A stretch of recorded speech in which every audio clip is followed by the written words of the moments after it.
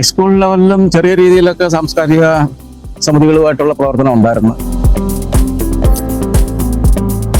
ഈ ഒരു സംരംഭങ്ങളിൽ എന്തുമാത്രം നമ്മൾ ഇൻവോൾവ് ആയിട്ടിരിക്കുന്നു എന്ന് നമുക്ക് തീർച്ചയായിട്ടും നമുക്ക് മനസ്സിലാക്കാൻ സാധിക്കും.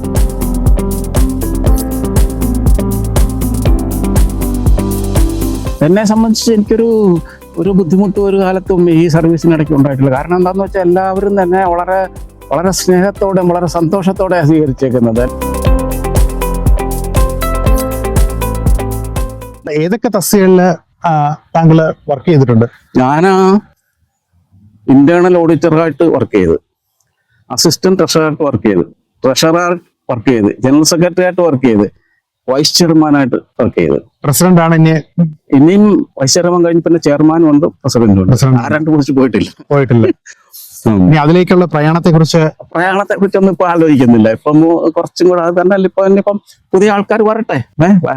Excellent point. നമ്മൾ മനസ്സിലാക്കേണ്ട ഒരു നമ്മളൊരു സംഘടന നമ്മൾ രൂപപ്പെടുത്തി കഴിഞ്ഞാൽ അതില് വരും തലമുറയ്ക്ക് അല്ലെങ്കിൽ അടുത്ത വരുന്ന തലമുറയ്ക്ക് ഒരു പങ്ക് നമ്മൾ ഉറപ്പുവരുത്തണം, അവരുടെ പങ്കാളിത്തം ഉറപ്പുവരുത്തണം.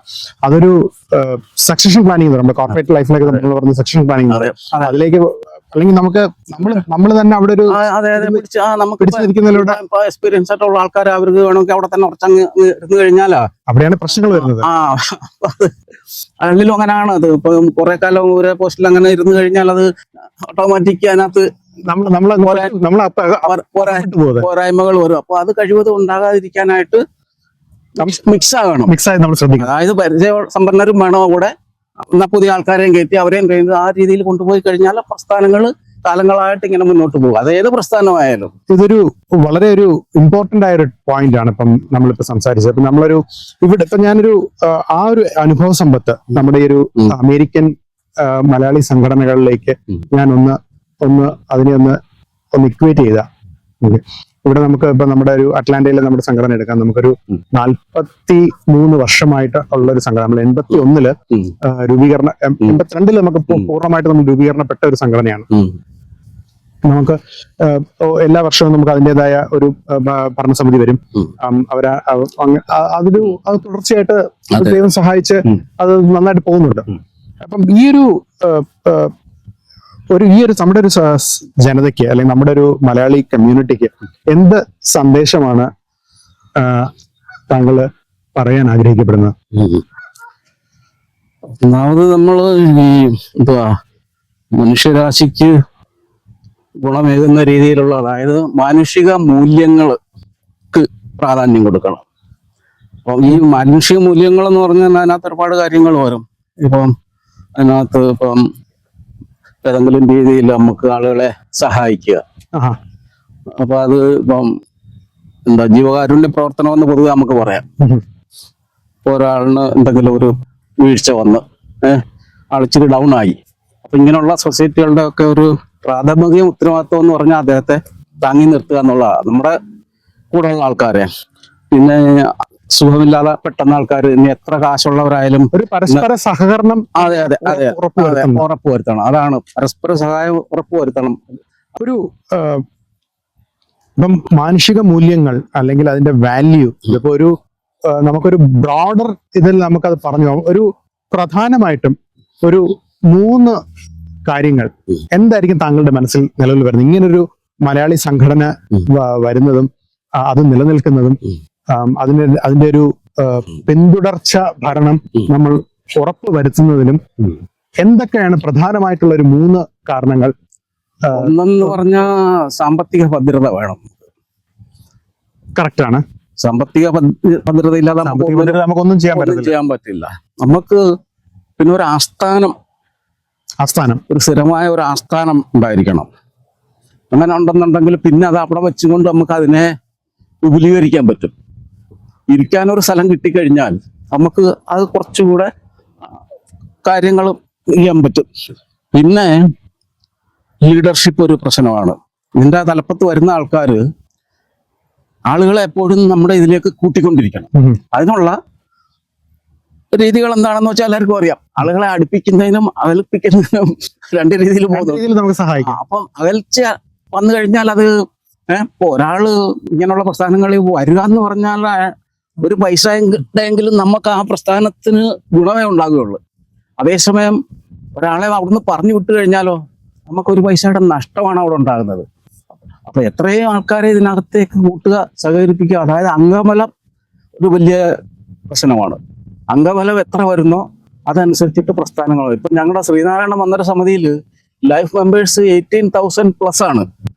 18,000 പ്ലസ് ലൈഫ് മെമ്പേഴ്സ്. അംഗങ്ങൾ എത്ര ഉണ്ടാവും? പിന്നെ പേട്രൺസ് 1100 ആണ്. അതായത് 1100 കൂടുതൽ ഏകദേശം ഒരു 20,000-ഓളം അംഗങ്ങളുണ്ട്. അപ്പൊ അത്രയും ആൾക്കാരുടെ അപ്പൊ ഇത് പല മേഖലകളിൽ വർക്ക് ചെയ്യുന്ന ആൾക്കാരാണെന്ന് കണ്ടു.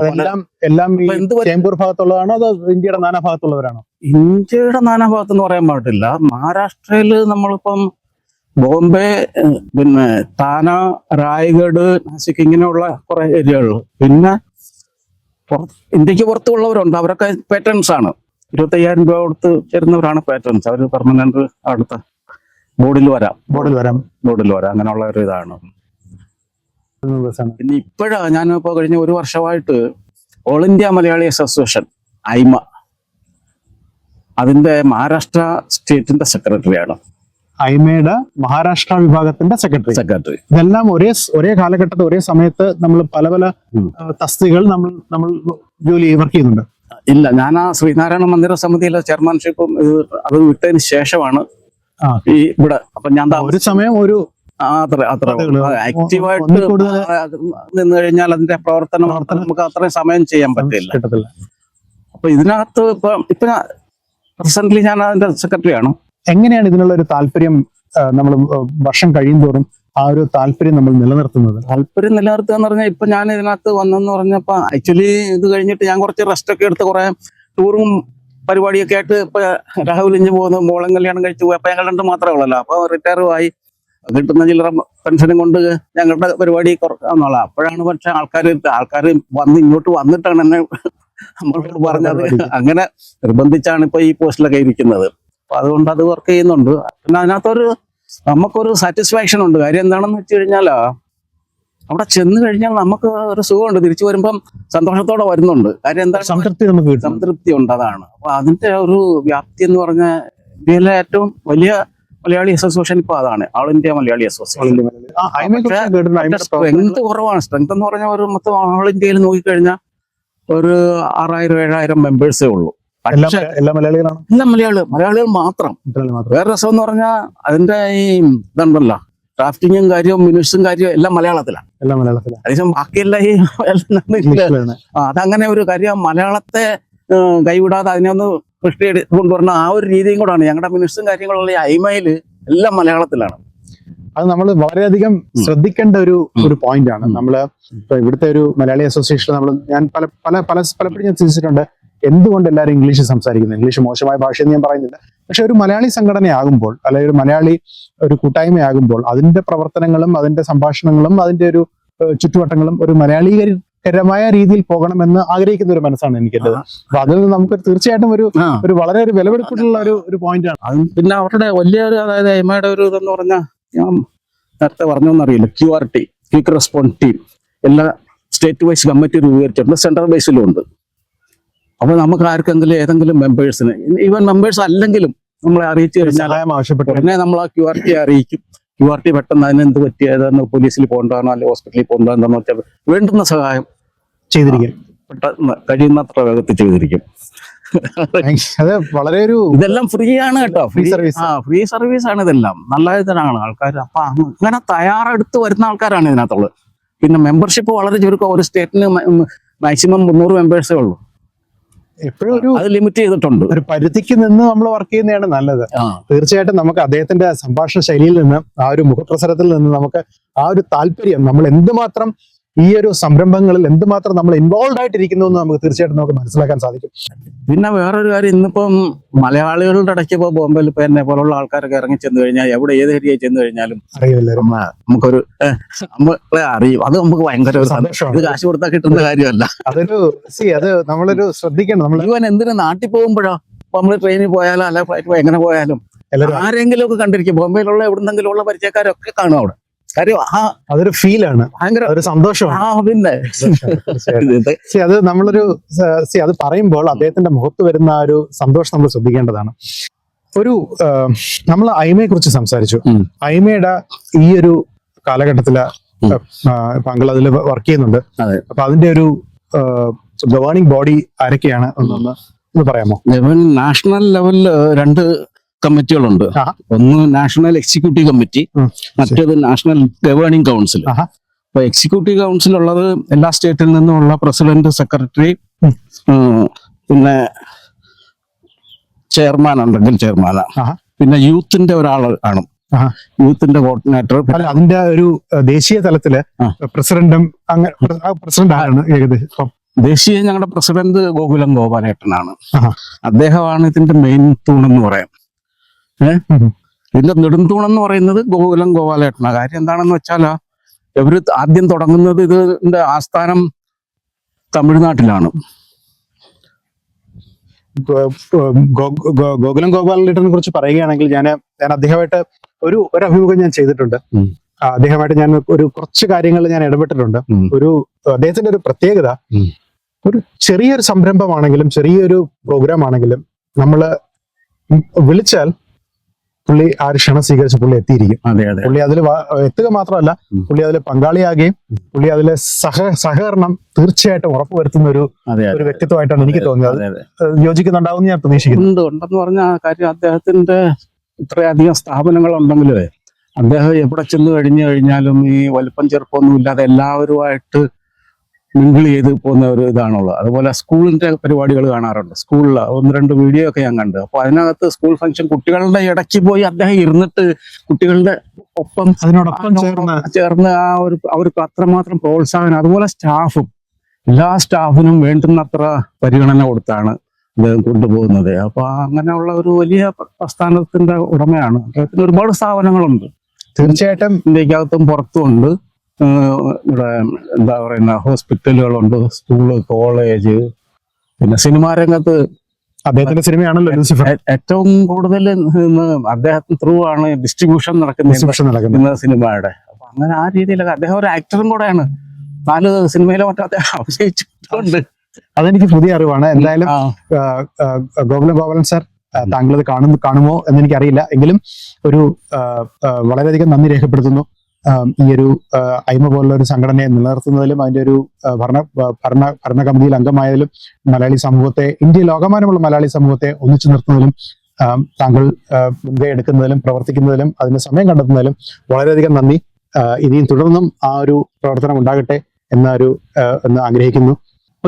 ഒരു വിഷയത്തെക്കുറിച്ച് ഞാൻ ചോദിക്കണമെന്ന് വിചാരിച്ചതാണ്. നമ്മൾ ITI ഒരു അധ്യാപകന് ജോലി ആയിട്ട് ബന്ധപ്പെട്ട ഒരു ചോദ്യമാണ്. അങ്ങനെ ഞാൻ നേരത്തെ പറഞ്ഞിരുന്നില്ല, ഇൻസ്ട്രക്ടറായിട്ട് ഞാൻ ജോയിൻ ചെയ്തു.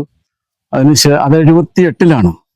അതിനുശേഷം 85-ല് എനിക്ക് ജൂനിയർ അപ്രന്റീസ്ഷിപ്പ് അഡ്വൈസറായിട്ട് പോസ്റ്റിംഗ് കിട്ടി. അത് ഡിപ്പാർട്ട്മെന്റൽ എക്സാം ആയിരുന്നു.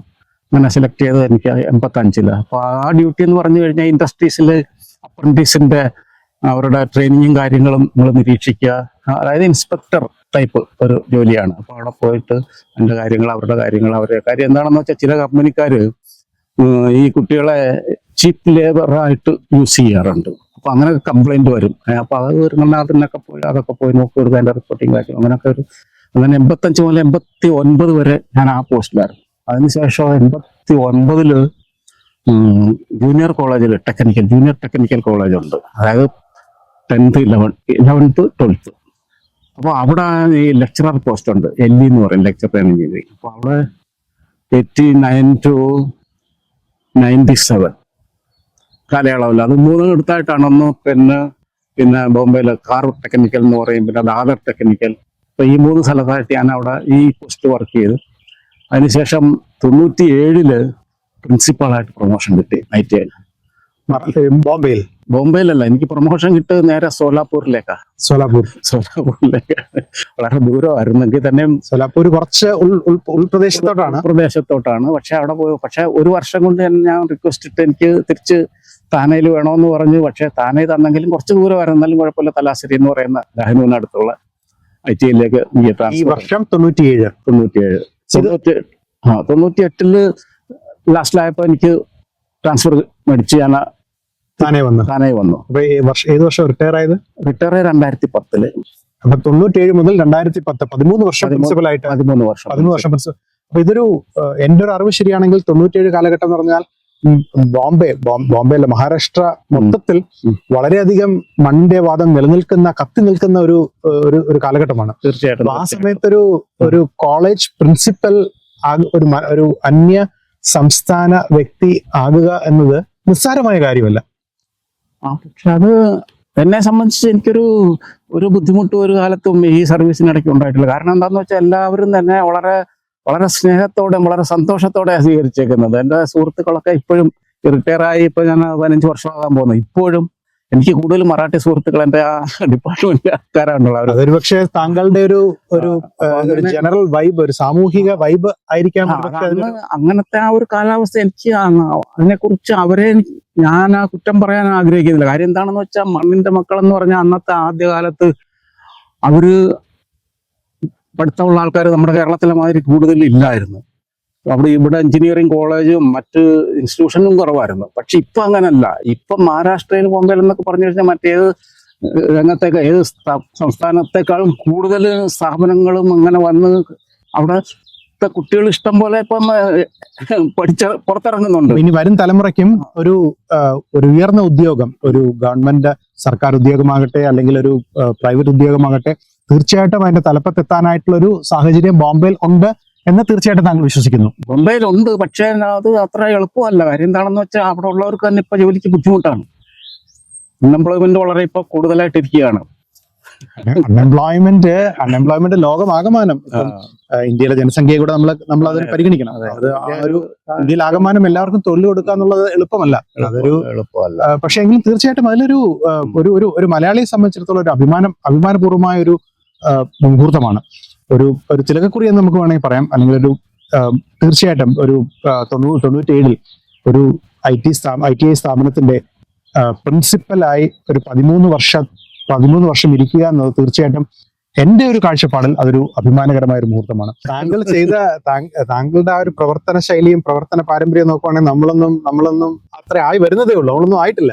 നമ്മൾക്ക് ഒരു പ്രവർത്തനം തുടങ്ങിയിട്ട് ഒരു 15 വർഷമേ ആയിട്ടുള്ളൂ. പക്ഷെ ഇത് താങ്കളിൽ നിന്ന് നമുക്ക് ഒരുപാട് ഞാൻ ഈ ഒരു സംഭാഷണത്തിൽ നിന്ന് എന്തുകൊണ്ട് നമ്മൾ ഈ ഒരു സംഭാഷണം ചെയ്തു നിങ്ങൾ ഒരുപക്ഷെ ചിന്തിച്ചേക്കാം.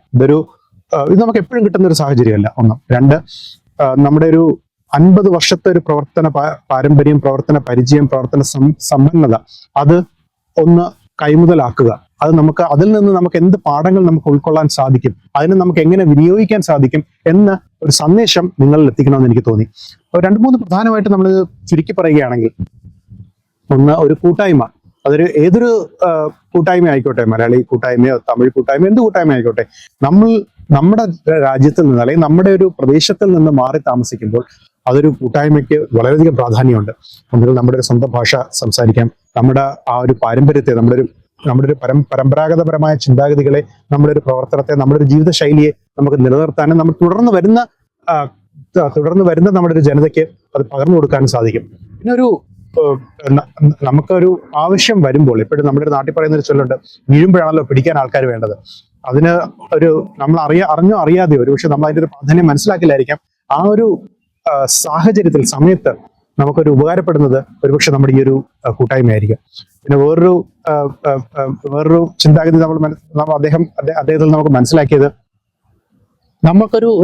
നമ്മൾ അറിയാത്തൊരു സന്തോഷമുണ്ട്. നമ്മൾ പുറത്തു പോകുമ്പോൾ നമുക്ക് അറിയാവുന്ന കുറച്ച് ആൾക്കാരെ കാണുക, അവരുമായിട്ട് സംസാരിക്കുക, അവരുമായിട്ട് ഇടപെടുക, അവരുമായിട്ട് ഉള്ളു തുറന്നൊന്ന് ചിരിക്കുക. നമ്മളൊരു ഒറ്റപ്പെട്ട് നിൽക്കുന്ന ഒരു സാഹചര്യത്തിൽ നമ്മുടെ പുറകിൽ നിന്ന് നമ്മുടെ ഒരു പേര് വിളിച്ചൊരു ശബ്ദം വരിക, ഇതൊരു സന്തോഷമാണ്. അത് അദ്ദേഹം കറക്റ്റായിട്ട് അത് പറഞ്ഞു. നമുക്കത് കാശ് കൊടുത്താൽ കിട്ടില്ല. നമ്മുടെ അനുഭവ സമ്പത്തിൽ, നമ്മുടെ പ്രവൃത്തിയിൽ നിന്ന്, നമ്മുടെ ഒരു പ്രവർത്തന ശൈലി കൊണ്ട് നമ്മൾ ആൾക്കാരുമായിട്ട് ഇടപെടുന്ന ആ ഒരു രീതിയിൽ നമ്മളത് സ്വായത്തമാക്കേണ്ടതാണ്. അങ്ങനെ വളരെയധികം പോയിന്റ് നമുക്ക് കിട്ടി. വളരെയധികം ഒരു ജീവിത മൂല്യമുള്ള സന്ദേശം നമുക്ക് അദ്ദേഹത്തിൽ നിന്ന് കിട്ടി. നമുക്ക് തുടർന്ന് ഇതുപോലെയുള്ള എപ്പിസോഡുകൾ നമുക്ക് ചെയ്യാൻ സാധിക്കും എന്നൊരു വിശ്വാസത്തോടെ, പ്രാർത്ഥനയോടെ, ആശീർവാദത്തോടെ ഞാൻ ഇന്നത്തെ ഈ ഒരു വാരാന്ത്യ എപ്പിസോഡ് ഞാൻ അവസാനിപ്പിക്കട്ടെ. നന്ദി, നമസ്കാരം. Thank you very much.